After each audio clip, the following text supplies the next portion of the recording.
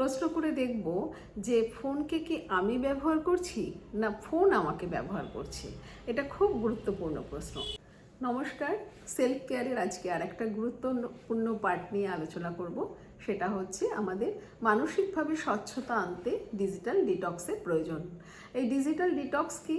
যেই টক্সিন বা toxic element যেগুলো হচ্ছে দূষিত বা বিষাক্ত পদার্থ আমাদের শরীরে ঢোকে।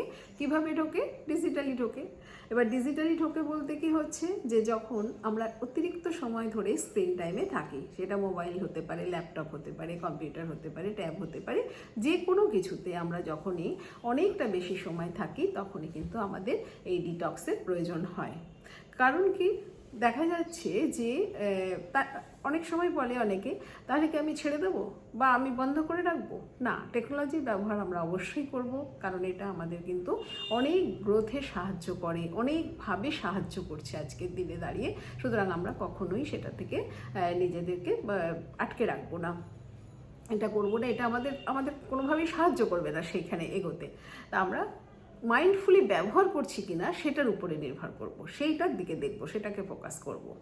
তো বলে নিই যে বাই দ্য ওয়ে, আমি শ্রাবণী, কাউন্সিলার, সাইকোলজিক্যাল কাউন্সিলার, রামধনুর পক্ষ থেকে আমরা এই সেলফ কেয়ার সিরিজের একটা পার্ট হিসাবে আজকে এই ডিজিটাল ডিটক্স নিয়ে কিছু কথা বলবো।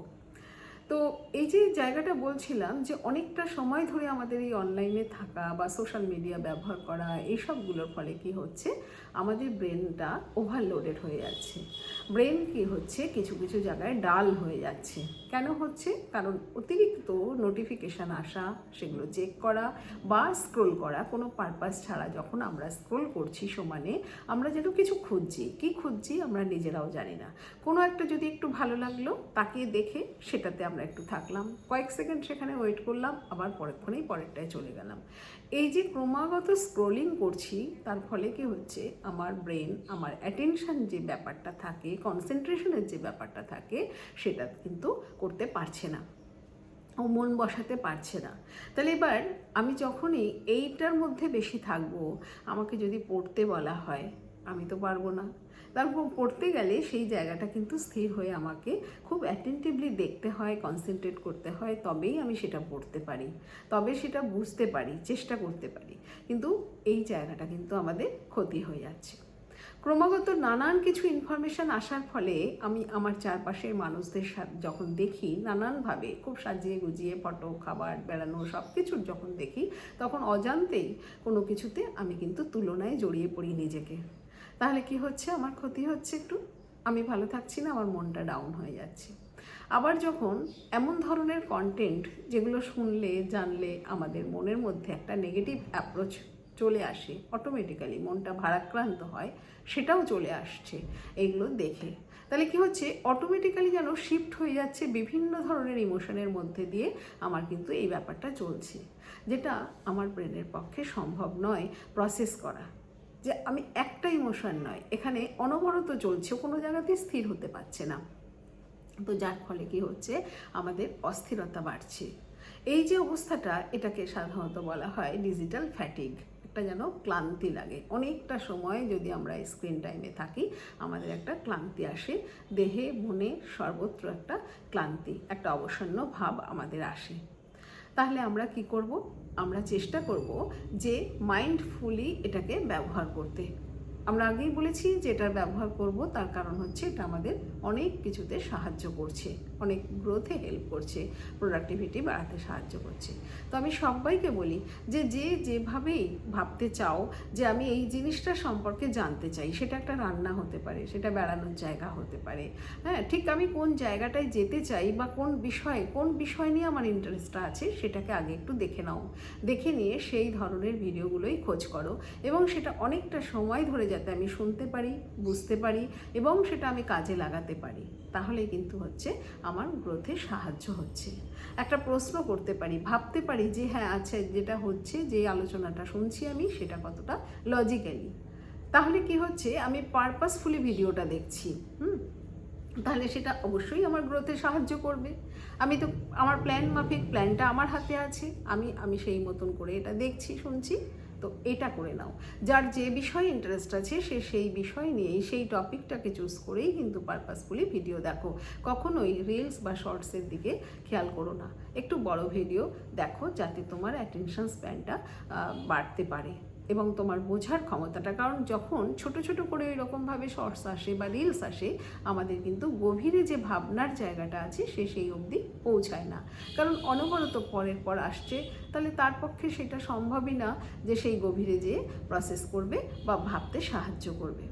তো আমরা কি করব, একটুখানি পারপাসফুলি সেটাকে প্ল্যান মাফিক ব্যবহার করার চেষ্টা করব, এটা একটা করব। দ্বিতীয়ত করব কি, একটা মানে নো ডিজিটাল জোন হিসাবে একটা জোন ব্যবহার করব, যে যেই সময়টায় আমি চেষ্টা করব যে আমার ফোনটা বন্ধ করে রাখতে।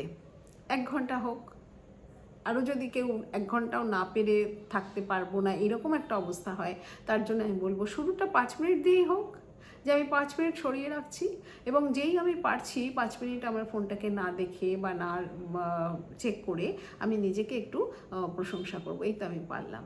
তাহলেই কিন্তু পরবর্তী সময় আমি 7 মিনিট পারবো। তাহলে এইভাবে একটু নো ফোন জোন বা নো ডিজিটাল জোন হিসাবে যদি আমরা নিজেদেরকে একটা সময় ওখান থেকে সরিয়ে রাখতে পারি।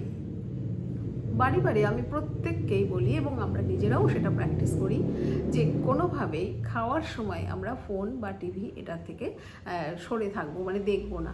তার কারণ হচ্ছে এটাই একটা টাইম যেখানে আমাদের পরিবারে সবাই একসাথে বসে খেতে পারছি এবং দিনের সারাদিনে কি হচ্ছে সেটা একটু শেয়ার করতে পারছি। চেষ্টা করি কোনোভাবে ওকে কি হয়েছে, এটা করেনি ওটা করেনি এসবগুলো বেশি নালিশ না করে, ব্লেম না করে, কমপ্লেন না করে আমরা যদি সেই সময়টায় একটু খাবারটা নিয়ে যে বসেছি সেইটার যদি একটা শেয়ারিং বা সেটার যদি একটা আলোচনা আমরা করতে পারি, তাহলে কিন্তু এটা অনেক ভালো সম্পর্কে দৃঢ়তা আনতে সাহায্য করে এই কাজটা। সুতরাং ফোন বা টিভি আমরা খাওয়ার সময়টাকে টোটালি বন্ধ রাখার চেষ্টা করব।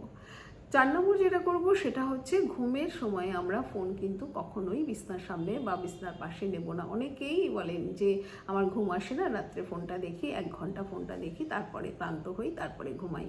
কিন্তু বন্ধুরা রিসার্চে দেখিয়েছে যে ফোন রাত্রে নিয়ে শোয়াটা আমাদের ব্রেনের জন্য তো ভালোই নয় এবং ওটা ঘুমের জন্য, কারণ সেই একই ব্যাপার যে এত বেশি ইনফরমেশান ওভারলোডেড হয়ে আসে তখন কিন্তু আমার ব্রেনটা শান্ত হতে পারে না, কারণ ঘুম তো আমাদের কাছে অনেক বেশি ইম্পর্টেন্ট একটা জিনিস আমার শরীর মনকে সতেজ করার জন্যে।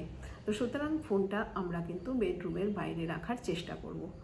তাহলে আমরা কি বললাম, যে পারপাসফুলি ফোনটাকে ব্যবহার করব, যে আমি গান শুনবো মানে আমি 1 ঘন্টা গান শুনবো সেই জন্যে ব্যবহার করতে পারি, আমি গেম খেলবো সেটার জন্যে ব্যবহার করতে পারি, যে আমি এতটা সময় করব।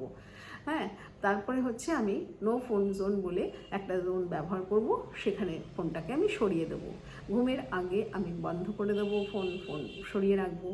যাদের একান্ত অনেক এমার্জেন্সি সিচুয়েশান আছে যাদেরকে ফোনটাকে রাখতেই হয়, তারা চেষ্টা করতে পারেন যে শুধুমাত্র ফোন কলটাকে যাতে অ্যাটেন্ড করতে পারেন সেই জায়গাটা, কোনো রকম মেসেজ যাতে না তারা অ্যাকসেপ্ট করেন সেই জায়গাটা দেখতে পারেন। সেটা করে যে ফোন কল আসলে অবশ্যই আমি এমার্জেন্সি কাজের সাথে থাকলে ফোন কলটা অ্যাটেন্ড করতেই হয়, তো সুতরাং ফোন কলটা। আরও আরেকটা বিষয় আছে যেটা আমরা ভাববো, যে এই যে কাজগুলো সবকটাই করলাম, যদি অল্প অল্প করেও করতে পারি তাহলে কিন্তু নিজেরা নিজেদেরকে একটু প্রশংসা করব। বা যদি ঘরে দেখি ছেলেমেয়েরা এটা করতে পারছে তাহলে বাবা মা হিসাবে তাদেরকে কিন্তু একটু পাশে থাকবো। সেই আগের যে অভ্যাস যে সে এতটা সময় করতো এখন সে 5 মিনিট সরিয়ে রেখেছে, আপনি সেই দেখছেন ওই আগের মতন করে, সেটা না করে বলবো আচ্ছা এই তো তুই পারলি 5 মিনিট, তুই তো পারিসই না, ওর কিছু হবে না। আমরা সাধারণত এরকম করে ফেলি, কিন্তু সেটাকেও বন্ধ করব।